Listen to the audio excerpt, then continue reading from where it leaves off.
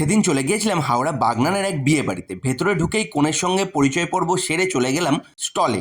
স্টলে ছিল পাপড়ি চাট, ভেলপুরি, ভেজ পকোড়া এবং চিকেন কাবাব।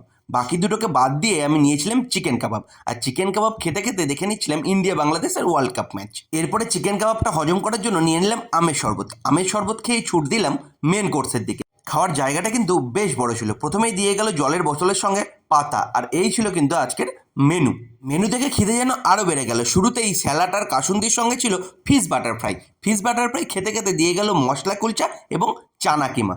সেটা দিয়ে খেতে খেতে দিয়ে গেল খুশকা পোলাও। এই জিনিসটা কিন্তু প্রথম খেলাম। খুশকা পোলাওয়ের সঙ্গে ছিল মটন কষা, দুর্দান্ত, একদম নরম তুলতুলে মটন। এরপরেই মিষ্টিমুখ শুরু, চাটনি, পাঁপড়, তার সঙ্গে কেশর ভোগ এবং চাপ সন্দেশ। সেদিনকার প্রত্যেকটা রান্না ছিল কিন্তু খুব সুন্দর।